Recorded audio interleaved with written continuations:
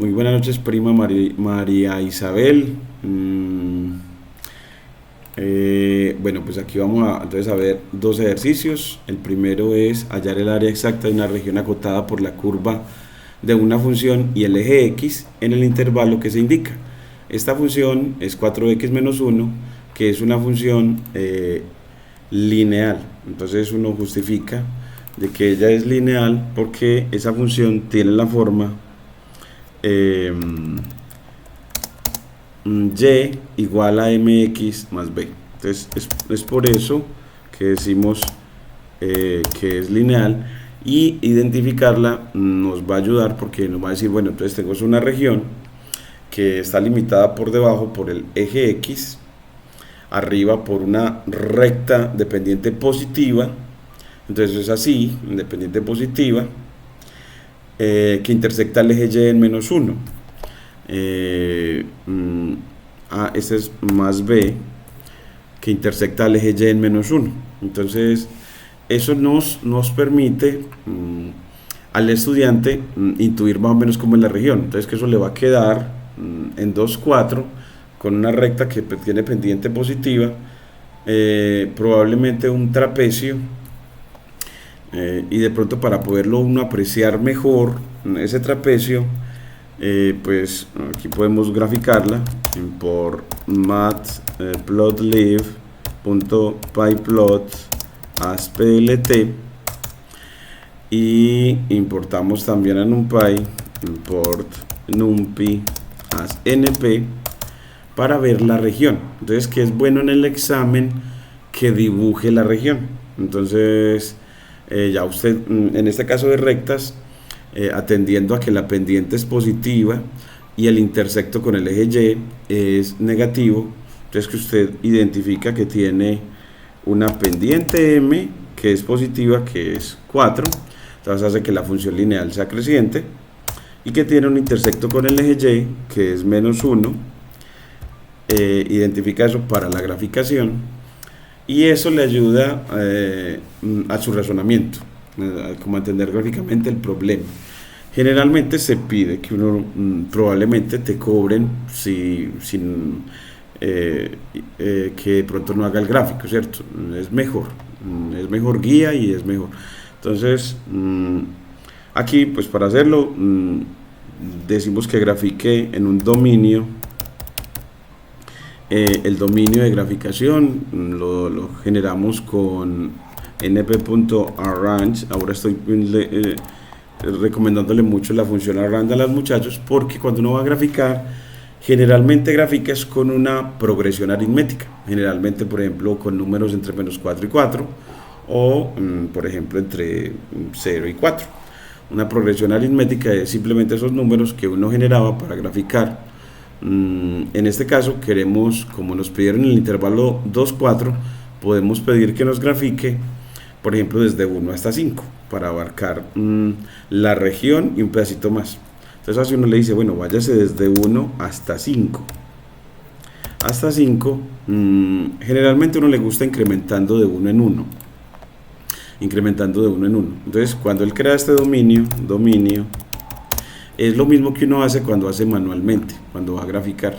Entonces usted llega ahí, mire que él le muestra que los números que tomó fueron 1, 2, 3, 4. Entonces es como cuando uno va a graficar, que uno llega ahí, genera una tablita, y en el lado izquierdo pone las X, y en esas X pone el 1, el 2, el 3, el 4. Entonces es como que estuviera haciendo lo mismo, solo que ayudado con esta herramienta. Pero entonces es la misma cosita. Y el rango, entonces pues es simplemente evaluar en el dominio a esta función. Bueno, pero ¿cuál función? La función 4x menos 1. Pero déjenmela en términos de Python. Entonces se define como f de x, dos puntos return, y le retorna 4 por x menos 1. Entonces así ya la definió para que ya la pueda utilizar y evaluarla en los números que quiera. Entonces yo quiero evaluarla en S1, en S2, en S3 y en S4. Entonces evalúo a la función f de todos los elementos del dominio. Entonces lo pongo f del dominio, para que él me calcule de una vez la imagen en todos los elementos del dominio. Entonces así nos queda el rango, y el rango, si uno lo quiere ver, pues escribe nada más el nombre de esa variable, rango, y así muestra esos elementos del rango que van a ser 3, 7, 11 y 15. Entonces cuando uno va a graficar, uno cuando lo hace a mano, generalmente hace la tablita. Entonces yo también, cuando vaya a graficar, le recomiendo que haga esa tablita que uno hace a mano. Entonces esa tablita va a quedar, aquí lo vamos, para emular eso, lo hacemos con pandas, import pandas as pd, y para mostrar esa tablita de la función o representación tabular, la tabla, lo hacemos con pd.dara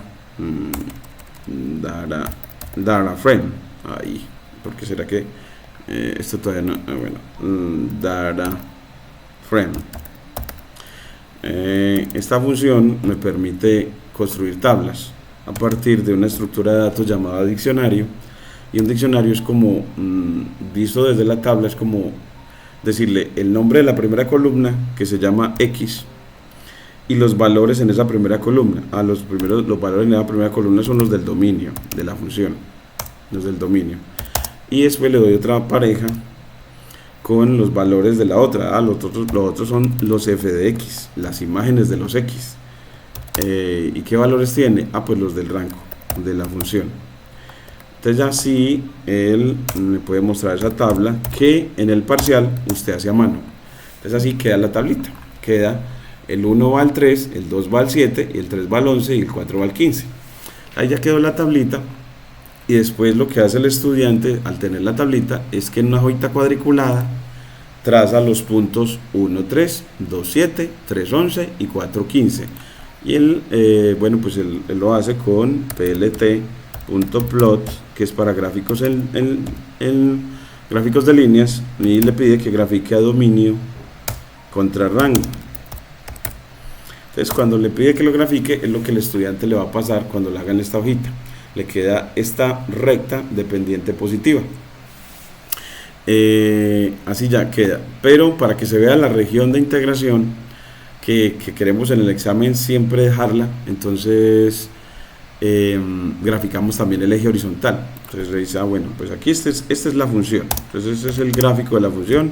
Gráfico de la función.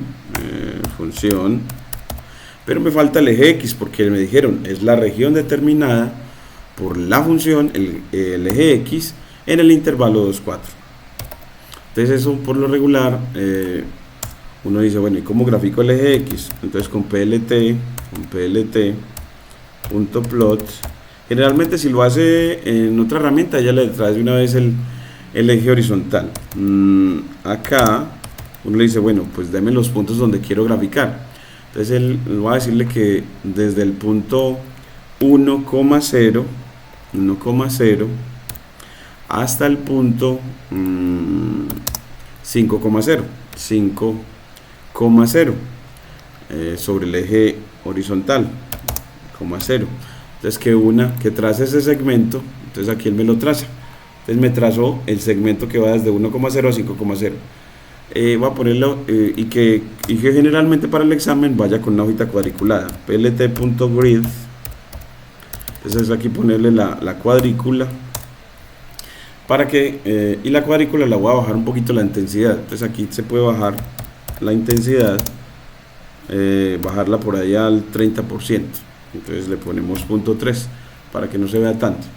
Entonces así se ve más suavecito, y mire que ya la región de integración se ve más, porque mira que como tenemos que ir de 2 a 5, perdón, de 2 a 4, entonces mira, en el eje horizontal de 2 a 4, este segmentico, de 2 a 4, el que estoy señalando con el mouse, y verticalmente se va hasta aquí a la recta, y desde acá, y verticalmente desde el 2. Entonces la región de integración es este trapecio, un trapecio. ¿Sí lo ves? ¿Sí se nota, primita, el trapecio? Sí. Y uno lo puede trazar el trapecio completico. Uno le dice, bueno, pues quiero la región de integración completica. Entonces, en el parcial es bueno que se lo trace al profesor esa región de integración. Entonces aquí yo le voy a trazar, yo le voy a pedir que trace desde el punto 2,0 hasta el punto 2,f de 2. Entonces le voy a trazar, le voy a pedir que trace ese segmento vertical, plt.plots, y le digo que trace el segmento que va desde el punto 2, 0, entonces aquí le pongo 2,0 hasta el punto 2,f de 2, 2,f de 2. ¿Sí sabes por qué calculamos f de 2?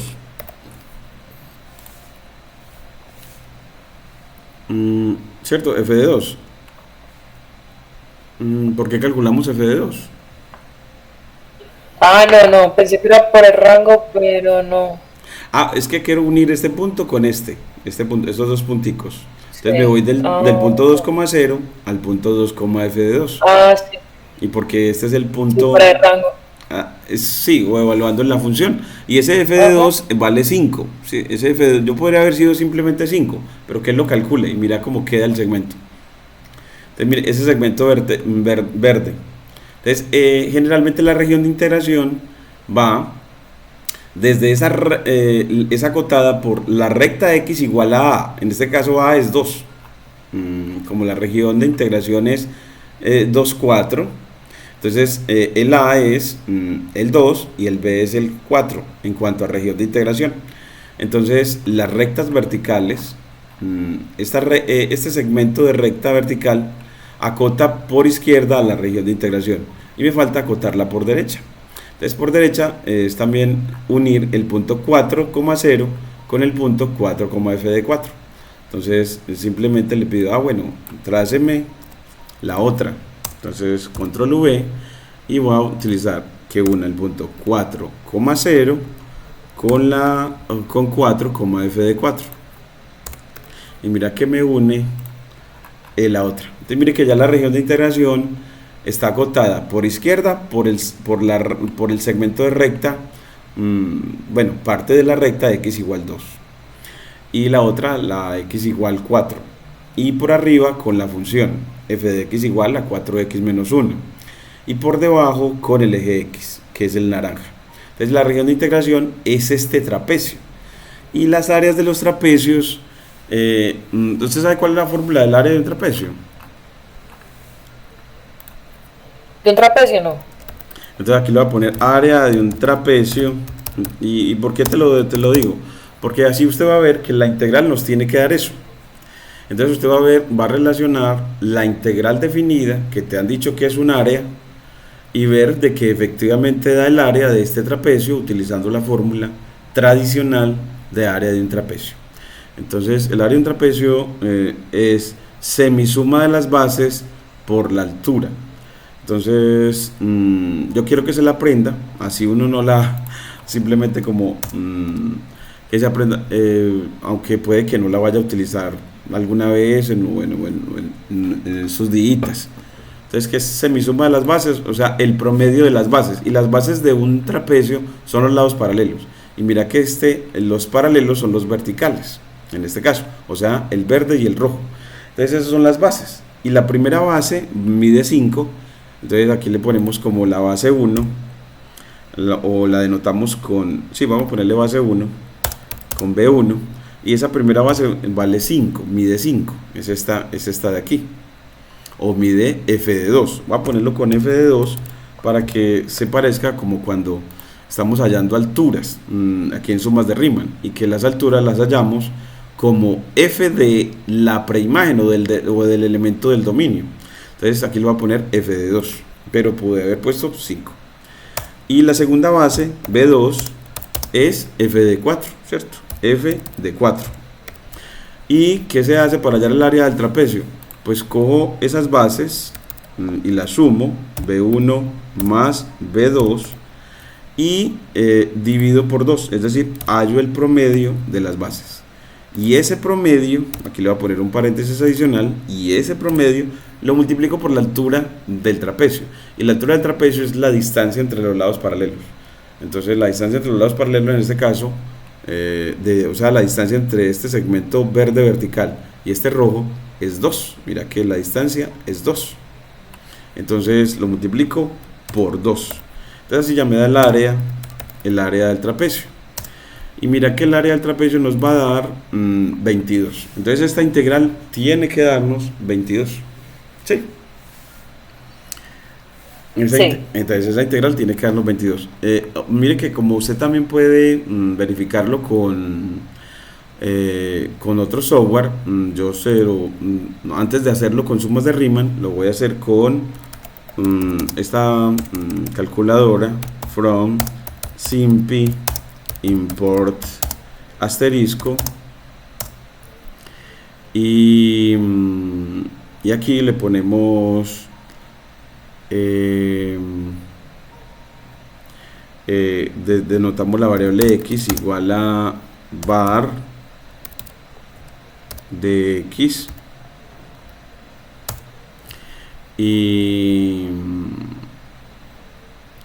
y acá denotamos la función que vamos a integrar. Entonces decimos, bueno, la función a integrar, función que acota por encima a la región, que es 4x menos 1 o 4 por x menos 1. Entonces aquí ya le decimos integrate con la función integrate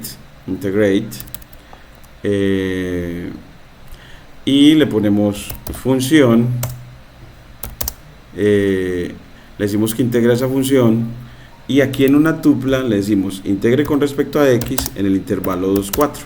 Entonces le damos el intervalo de integración, la función y el intervalo de integración y él nos calcula. Entonces él dice que esa integral vale 22.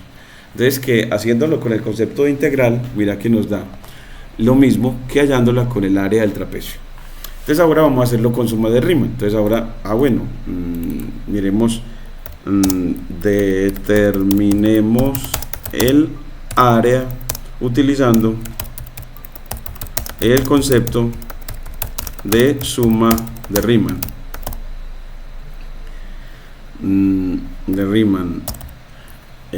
Bueno, aquí le ponemos en honor al matemático que generó este método. Y eso tiene una metodología. Entonces, ¿cuántos pasos le enseñó el profesor para poder hacer la suma de Riemann? Se los enseñó como un algoritmo, como un conjunto de pasos. Ok, primita, ¿cómo te lo enseñaron? Sí, pues yo por ahí tengo una nota donde decía que x y asterisco era muestrar y nos daba las fórmulas del extremo derecho, extremo izquierdo. Una formulita, sí. Pero pasos. Y nos dio las propiedades. También les dan las propiedades, entre otras. Sí, les dan muy buena información. Y para hacerlo en sumas de Riemann, bueno, se dibuja el rectángulo genérico. También ve que el profesor dibujaba un rectángulo genérico, uno por aquí como en el centro, más o menos. Un rectángulo genérico. Bueno, aquí no nos dijeron que tomáramos los extremos izquierdos o los extremos derechos o los puntos medios. Entonces usted toma el que quiera. Entonces usted puede tomar, por ejemplo, los extremos izquierdos. Y para el procedimiento uno dice, primero, ¿qué hace? Ese intervalo, 2, 4, lo divide en n partes iguales. Entonces divide el intervalo AB de integración, el intervalo, en este caso 2, 4, 2,4, en n partes iguales, en n partes iguales, en n partes iguales. Entonces lo divide. Entonces, ¿cómo se hace eso? Entonces aquí lo vamos a ir ejecutando. Entonces, bueno, ¿cómo se divide eso en n partes iguales? Que coges y cada partecita va a ser el delta x. Entonces eso lo vamos a llamar delta x, llamémoslo así, delta x. Entonces delta x va a ser b menos a. Entonces en este caso 4 menos 2, o sea, extremo derecho menos extremo izquierdo, dividido n. Y n, en un principio, para que él no me diga, bueno, ¿y quién es n? Bueno, aquí se lo defino, le pongo aquí n, lo defino como una variable del problema, y aquí n, y aquí ya mostremos ese delta x, cuánto nos dio, ese delta. Entonces, ¿se acuerda que usted siempre hace esta partecita de dividir, de restar y dividir? Sí. ¿Cierto? Entonces, en este caso nos va a dar 2 sobre n, delta x, miren, nos da 2 sobre n. Entonces, Sí. es el primer paso. Siempre usted resta extremo izquierdo menos extremo derecho dividido n. Entonces, es el primero, y es el que está haciendo, dividiendo ese intervalo en n partes iguales. N puede ser en un principio 4, 5, así como en la primera página le decían, divídalo en 4 partes iguales, como en este dibujito, en la primera. Aquí, por ejemplo, dividieron el intervalo 1, 3 en 1, 2, 3, 4, 5, 6 partes iguales. 6 partes iguales, y con esas 6 partes generaron 6 rectángulos para aproximar el área bajo la curva.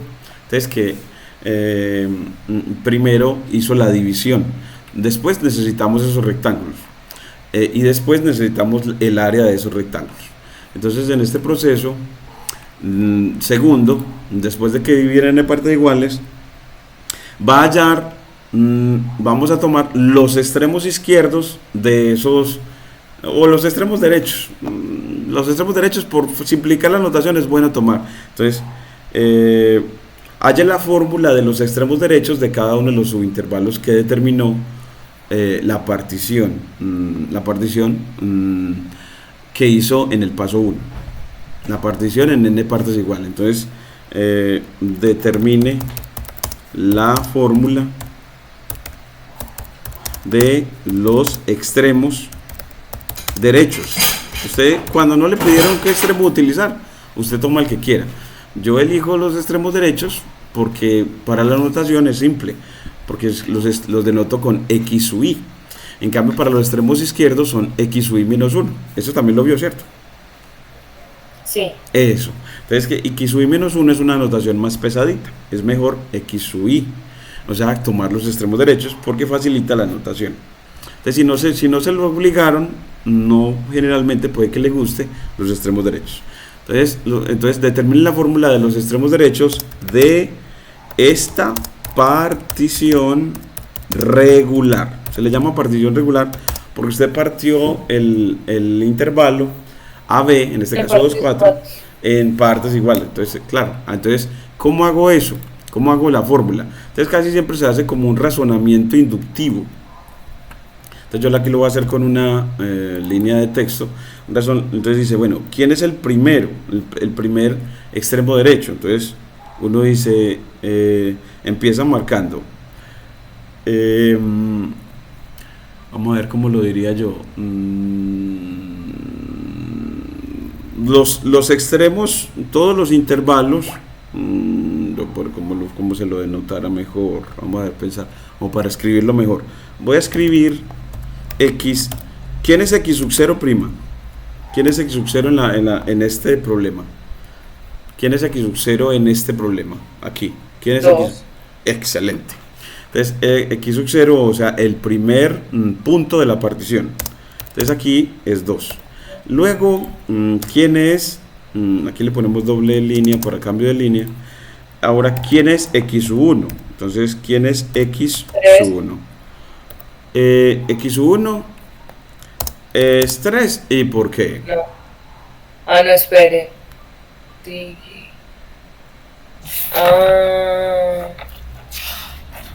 No sé, porque como no nos arroja el resultado de... A ver, me enredé. De delta X, ¿el ancho cuánto es?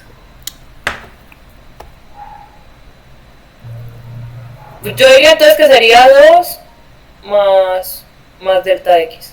Excelente.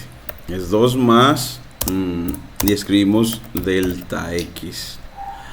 Ajá, así. Entonces nos queda, aquí ponemos un backslash y nos queda así. Entonces queda que x1 es 2 más delta X. Ajá. Y ese delta X es el que tenemos antes, que es 2 sobre n. que es 2 sobre Sí. n. Pero para generar esta formulita, y después, en este razonamiento inductivo, uno dice, ah, bueno, ¿y quién es x? ¿Quién es x sub 2? Entonces, x sub 2 es 2 más 2 veces delta x, ¿cierto? 2 veces delta x. Ajá. Entonces así, ese razonamiento lo lleva a concluir, aquí le ponemos como b dots, unos puntos suspensivos para decir lo que lo llevó a concluir, b dots, b dots, eso lo lleva a concluir que xy, que el iésimo extremo derecho es 2 más y veces delta x. Sí, porque mira que quedó que cuando aquí es x sub 2, aquí es 2 veces delta x. Y aquí cuando aquí es x sub 1, aquí es una vez delta x. Entonces, que esto se puede escribir aquí como una vez delta x. 1 delta x. Entonces que uno ve que la regla es que x sub y es el extremo izquierdo a más y veces delta x. Entonces así el iésimo extremo derecho se halla así, y que lo podemos sustituir, eso se puede escribir escribiendo que delta x es 2 sobre n, que eso es 2 más y veces, aquí le pongo y veces 2 sobre n. 2 sobre n es mi delta x. Entonces así me queda así la formulita para el examen. Entonces uno escribe 2 más y veces o escribe 2i sobre n. Entonces que lo resume, puede escribir que quede mejor. Puede que le guste, bueno, voy a escribirlo así, 2 más, yo voy a escribirlo mejor así, así porque creo que le va a ayudar para los cálculos que vienen después. 2 sobre n por i, o sea, ponerlo a la derecha. Aquí, ponerlo a la derecha. Entonces 2 más 2 sobre n por n, por i, ¿cierto? Por i. Sí. Entonces así, ¿por qué? Porque después va a necesitar la fórmula de la suma de los i. Una fórmula que le dan de unas sumas finitas. Entonces esa fórmula le dice que es igual a n por n más 1 sobre 2, que es la fórmula de Gauss. Entonces es bueno que uno tenga ese i a la derecha y este 2 sobre n a la izquierda, como para que simplifique las cosas. Entonces hasta ahí tenemos esa fórmula del extremo derecho. Y entonces con eso después, cuando ya tenemos esa fórmula, ya tenemos la segunda parte de nuestro proceso. Entonces ya vamos para la tercera.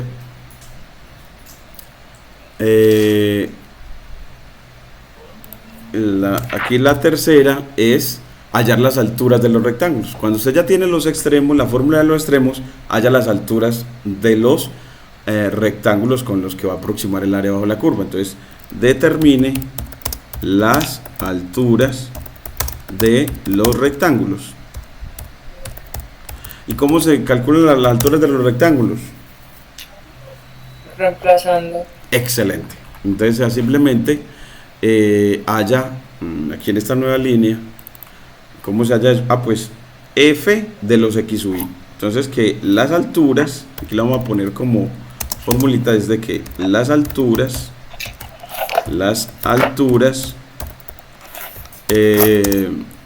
son iguales a f de x sub i.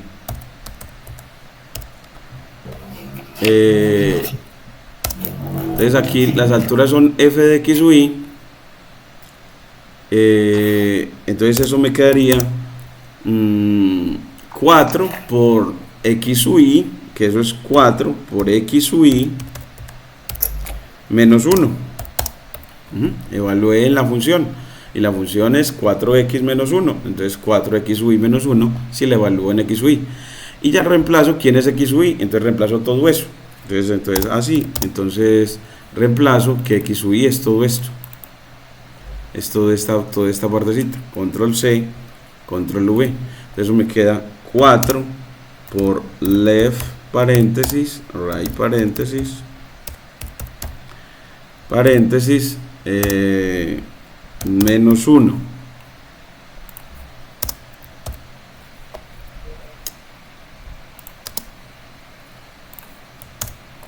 Entonces aquí ya me queda 4 por x sub y menos 1. Entonces ya, y esto ya lo simplifico para poder facilitar los cálculos. Entonces uno dice, bueno, entonces esas alturas las simplifico. Las alturas de los rectángulos. Esta es la altura del iésimo rectángulo.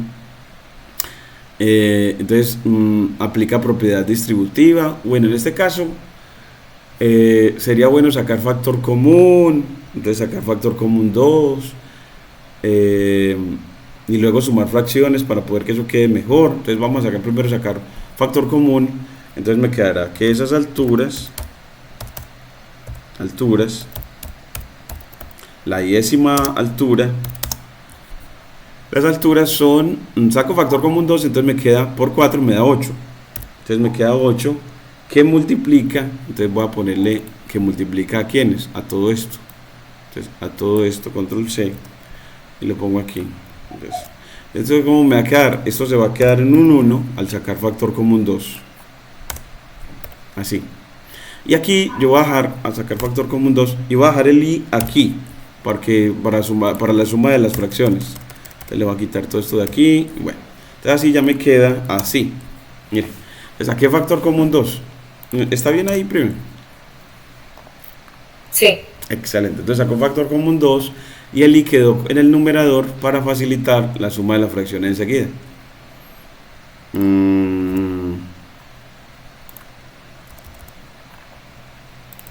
Entonces aquí ya me quedan las alturas,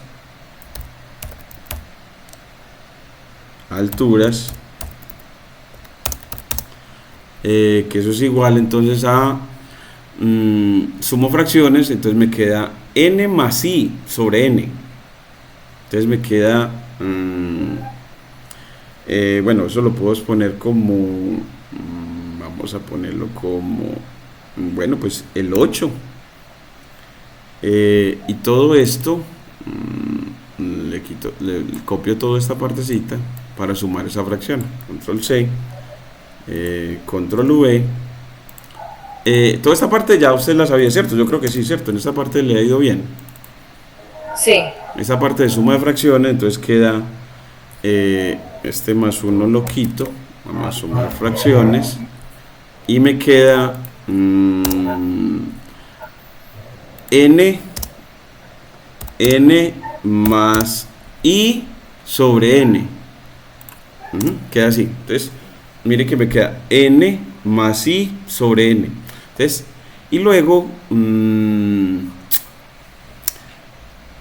el resto del 1 para poder que me quede una sola fracción, ¿cierto? El resto del 1 para que me quede una sola fracción, yo lo voy a escribir como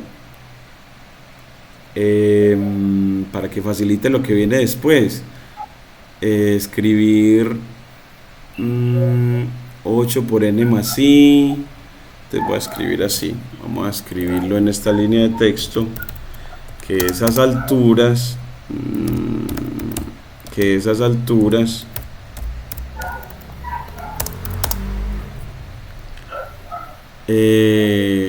pues nos quedarían 8 por n más i.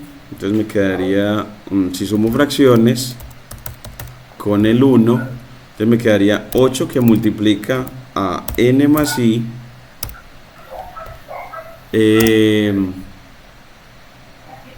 menos n sobre n, ¿cierto? Es 8 por n más i menos n sobre n. Entonces así me queda ya el ejercicio, ¿cierto? Sí.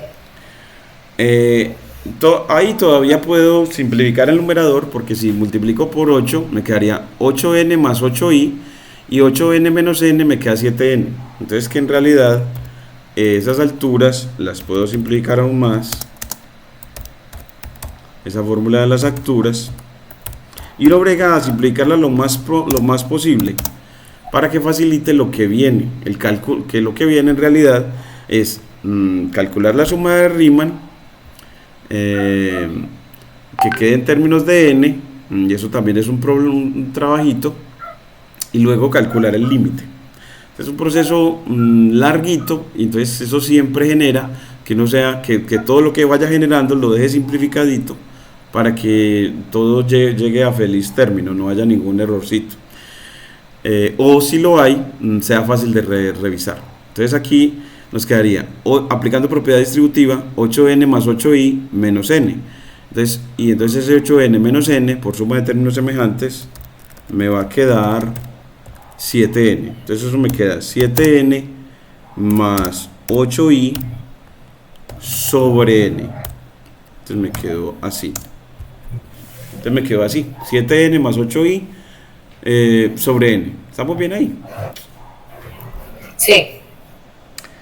En realidad, eso, si distribuyo n, eso me queda 7 por 8i sobre n, pero eso puede que ayude ahorita a transformarlo más, pero así ya nos quedó como una sola fracción simplificadita. Entonces ya no hay nada más que sacarle, factor común, no.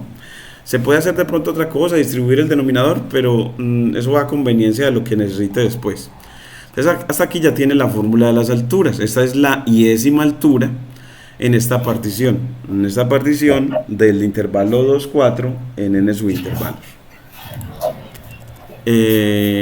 Bueno, entonces ya aquí tenemos las alturas. Vamos a ver, ya después de las alturas viene el otro pasito. Cuando uno tiene las alturas, halla las áreas de cada uno de los rectángulos y después las suma todas. Entonces las áreas del iésimo rectángulo es simplemente multiplicar base por altura. Entonces aquí en el proceso pone determine el área del iésimo rectángulo. Determine el área del iésimo rectángulo. Entonces multiplica la altura iésima por la base iésima, y la base mide delta x. Entonces este pasito es muy cortico, simplemente es entonces uno dice el área del iésimo rectángulo. Entonces aquí pone text el área del iésimo iésimo rectángulo es, entonces el área del iésimo rectángulo es pues la base, que es delta x, por la altura. Entonces primero ponemos la altura. Entonces me pone la altura iésima. Entonces aquí voy a poner entre paréntesis como para hacer, aquí va, es altura iésima, altura iésima, aquí le puse iésima, altura iésima, por la base iésima, que es constante, que es igual para todos. Aquí le ponemos text, entonces la base iésima, que todas son iguales, iésima. Entonces esa, ¿cuánto nos queda eso? Pues simplemente esa área iésima va a quedar igual a esa altura que nos quedó 7n más 8i sobre n, todo esto. control C, por delta X, y delta X era 2 sobre n, C dot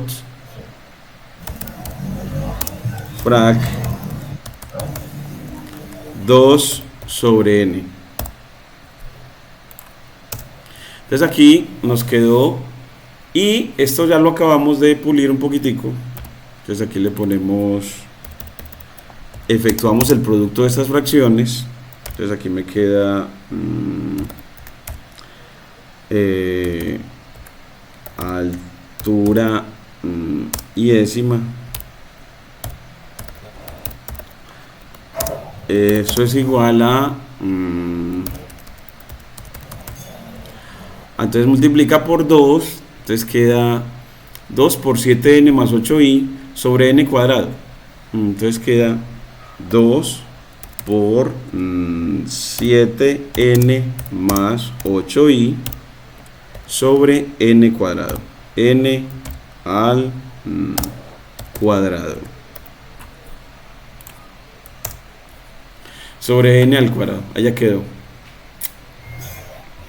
Entonces ahí ya nos quedó la altura y décima. Entonces ya usted lo único que tiene que calcular enseguida es sumarlas todas.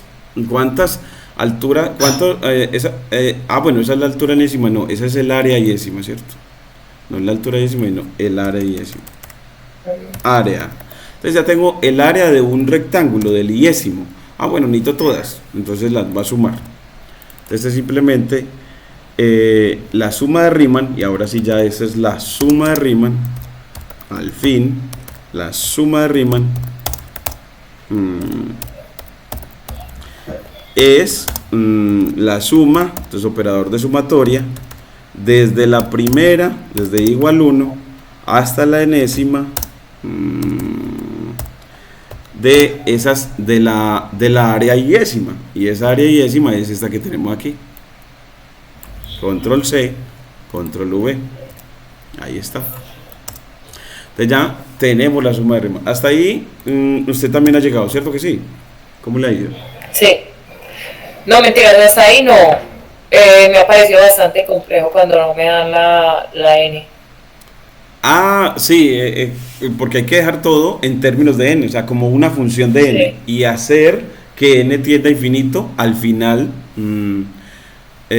Al final de ¿qué? De simplificar esta suma de Riemann, porque hay que simplificarla, hay que dejarla como una función de n sin el operador sumatoria. Entonces hay que dejarla como una función de n sin el operador sumatoria, para luego aplicar el operador límite cuando n tiende a infinito, porque la integral va a ser el límite cuando n tiende a infinito de esta suma de Riemann. Entonces ya y esa integral es el área que buscamos, que ya sabemos que da 22, que ya sabemos. Entonces llegamos siempre a la suma de Riemann, y lo que vamos a hacer es simplificarla. Entonces lo que sigue es simplificar esa suma de Riemann, que quede como una función de n. Entonces lo que sigue es expresar la suma de Riemann,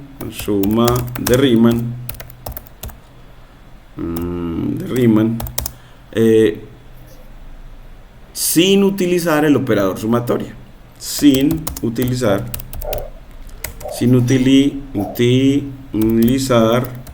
el operador sumatoria. Entonces aquí sin utilizar el operador sumatoria, entonces aquí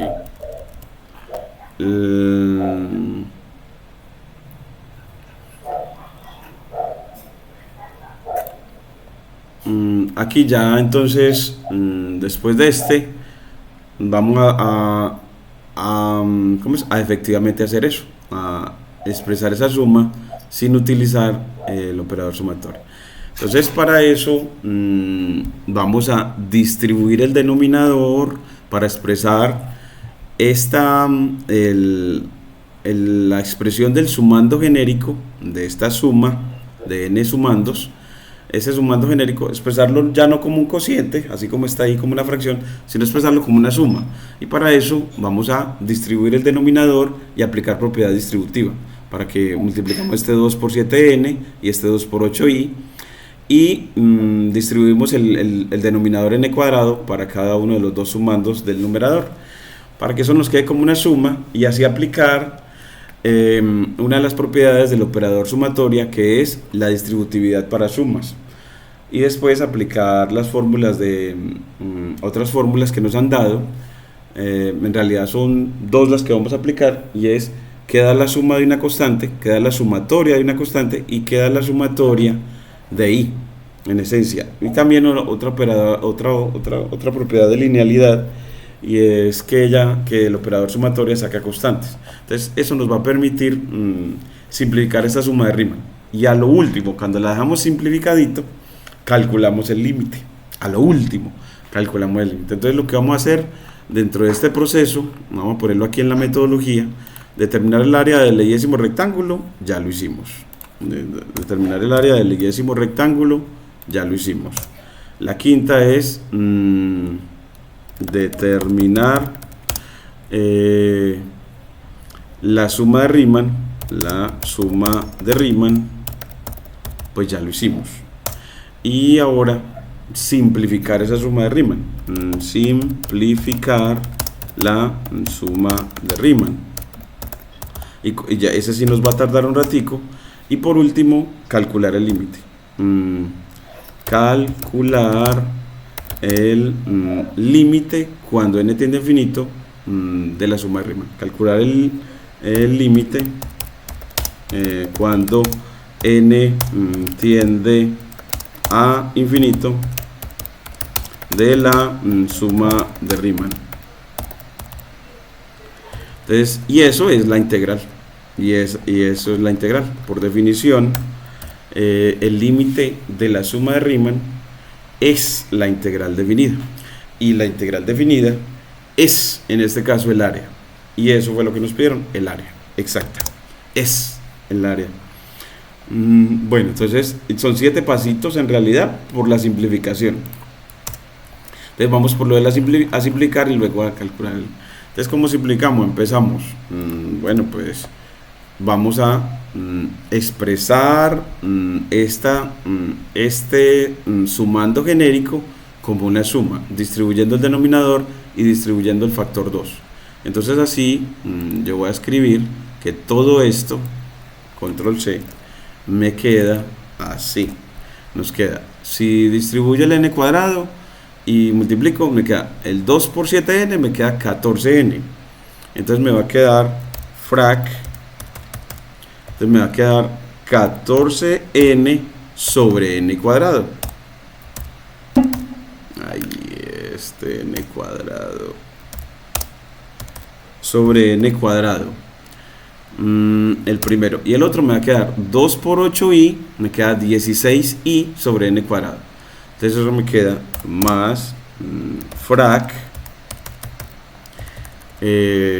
16 y sobre n cuadrado. Entonces aquí le voy a poner n al cuadrado por i, y lo vamos a dejar por fuera porque nos facilita, porque vamos a aplicar una propiedad del operador sumatoria que saca constantes y no va a ser constante para el operador sumatoria. Entonces por eso lo dejamos afuera, c dot i, y ya lo otro lo borramos. Ya efectué el producto y distribuí el denominador, y haciendo eso me quedó así, mire que sí queda así. Entonces es 2 por 7, 14 n sobre n cuadrado, así véalo ahí, 14n sobre n cuadrado, más 2 por 8, 16 sobre n cuadrado por i. Entonces el i lo dejamos afuera porque esto va a ser constante, 16 sobre n cuadrado va a ser constante para el operador sumatoria, porque la variable del operador sumatoria es i se mueve de 1 hasta n.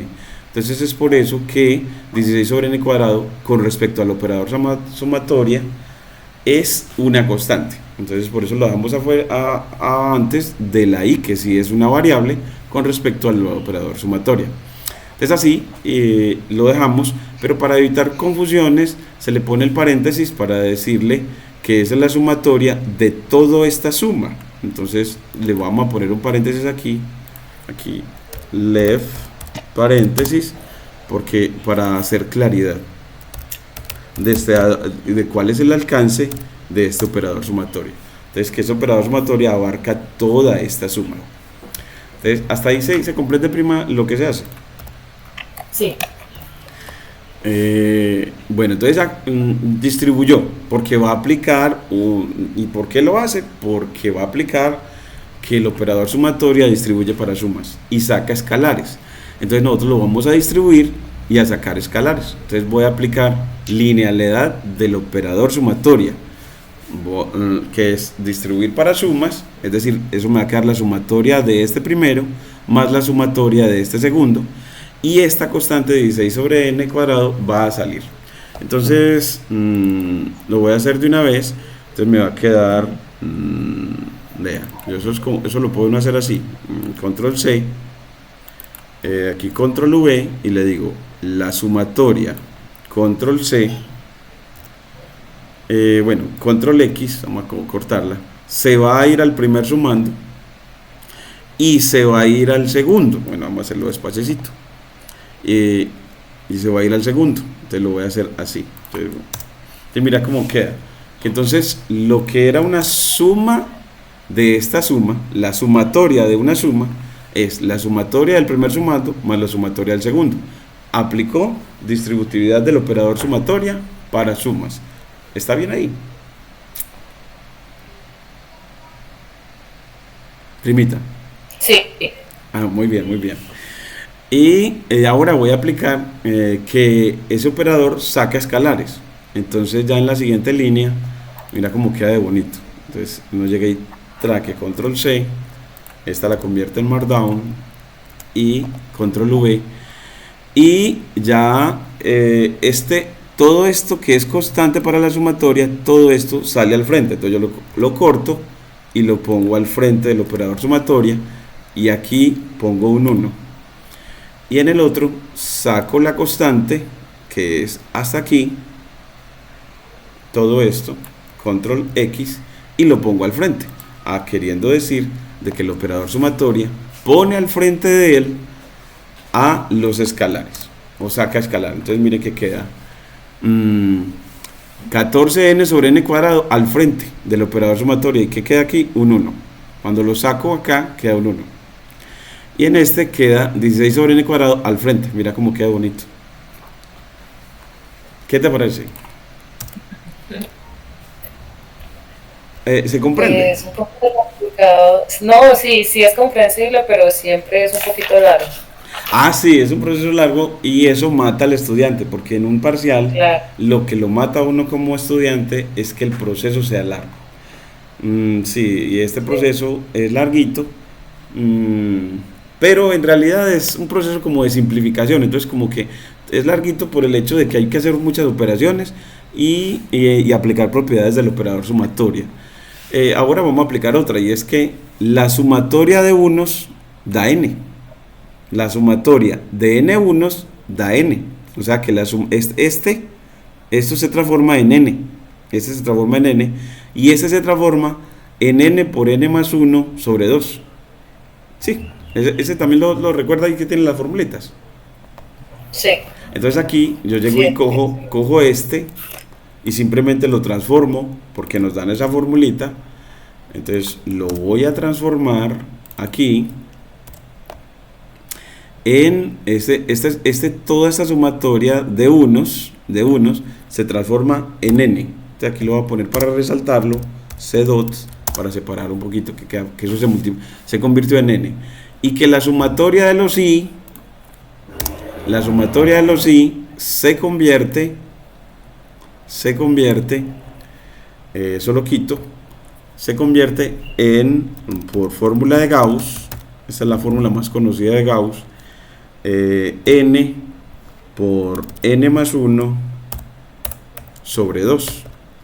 Entonces mire que ya lo que ganó, que en esta línea ya no aparece el operador sumatorio. Entonces que ganó una cosa que necesitaba. que el operador sumatoria ya no apareciera más. ¿Qué te parece? Bien. Cierto, que ya aparece. Esa es la partecita. Menos mal también le queda la grabación para también volverlo a ver. Y de Sí. pronto podemos hacer el ejercicio mañana de que, como tenemos pizarra, entonces usted me muestra cómo lo hace, porque es un proceso muy largo, entonces a ver Listo. si lo comprendió, porque yo sé que si uno un proceso largo, uno, pucha, ¿y qué seguía? Bueno, uno como profesor tiene una ventaja, es porque lo ha hecho muchas veces y tiene en la cabeza lo que sigue, porque uno pues ya lo ha dado tantas veces, ¿cierto? Entonces recuerda el proceso completo. Sí, esta por ejemplo es mi especialización. Mi especialización es en análisis. Esto se llama análisis matemático, en la profundización de información de un matemático. Entonces, para mí, como profesor, tengo ventaja porque lo he repetido muchas veces. Y segundo, porque es mi especialización. Entonces, es por eso que lo hago, pero para un estudiante es de comprender. Entonces, por eso debemos de repasar el proceso.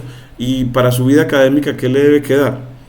Entre otras, el proceso no, sino lo que le debe quedar es que la integral definida se interpreta como un área, porque él va a necesitar eso en su vida profesional cuando, por ejemplo, en un curso de probabilidad, de estadística, para él establecer como ingeniero probabilidades y va a ver que algunas probabilidades se determinan a través de integrales. Entonces, que ya no le va a dar ninguna dificultad interpretar una integral definida como un área, porque lo vio en cálculo integral. Entonces, sí, ahí nos vamos. Entonces, ahora, ya que me deshice del operador sumatoria, voy a simplificar esta suma de fracciones en como una suma en la que sea fácil calcular el límite cuando n tiende a infinito. Entonces, que sea fácil. Entonces necesito ver, porque si usted mira que en esta primer sumando, eso está 14n por n, o sea, 14n por n, eso da 14n2. Sobre n2, cancelo el n2 y me queda solo 14. Entonces que en esta suma de Riemann, el primer sumando es una constante. Entonces que aquí lo va a poner, entonces que el primer sumando se transforma en, todo eso se vuelve, todo ese primer sumando se vuelve un 14, una constante, y eso para cálculo de límites facilita, porque el límite de una constante es ella, porque el límite de una constante es ella. Entonces mire que nos quedó solo 14 para este primer sumando, ¿se comprende ahí? Sí. Excelente. Y para el segundo, lo que vamos a hacer es primero efectuar la multiplicación de 16n por n, que me da 16n cuadrado, más 16n, ¿cierto? Más 16n. Entonces me queda 16n cuadrado, sí, 16n, voy a aplicar propiedad distributiva, entonces me queda 16n por n más 1, que eso da 16n cuadrado más 16n. Entonces y abajo me va a quedar 2n2, es decir, voy a efectuar el producto de fracciones y aplicar propiedad distributiva. Producto de fracciones es derecho y por eso me queda n2 por 2, 2n2, y 16 por n más 1 me queda 16n por n más 1, y luego propiedad distributiva. Entonces voy a primero a hacer esa partecita, propiedad distributiva y producto de fracciones. Entonces aquí multiplico, convierto esta en una línea markdown, y aquí entonces no me queda,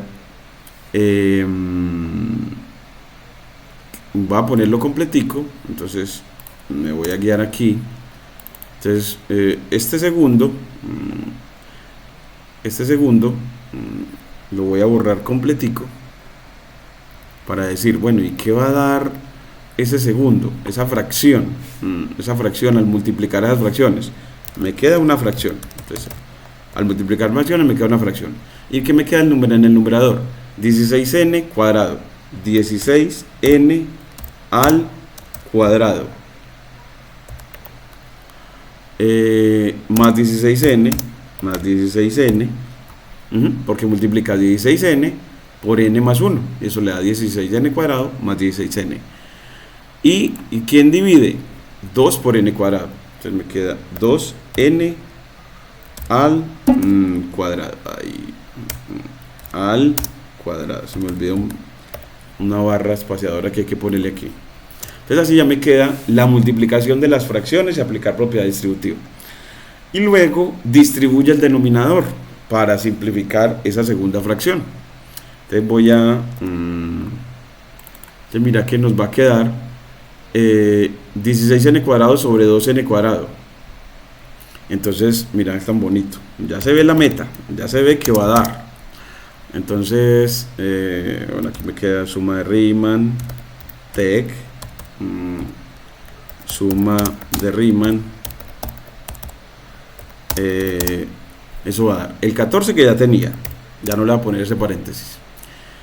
Y mira que al distribuir el denominador me queda 16n cuadrado sobre 2n cuadrado, y 16n cuadrado sobre 2n cuadrado me da 8, calculo el n cuadrado, entonces me queda más 8.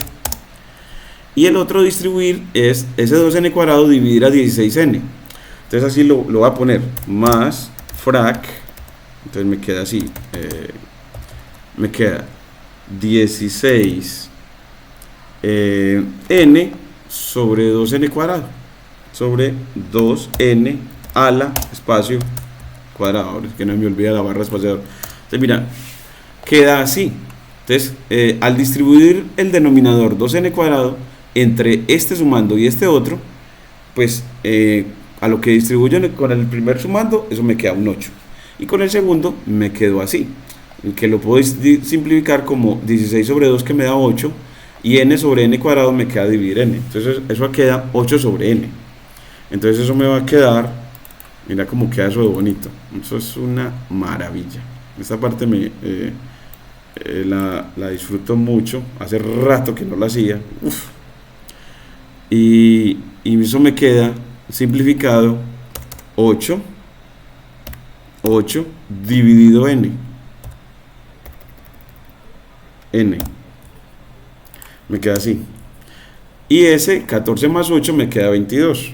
Entonces mira que aquí ese 14 más 8 me queda 22, por lo tanto me queda que la suma de Riemann me queda igual a 14 más 8, 22 más 8 sobre n.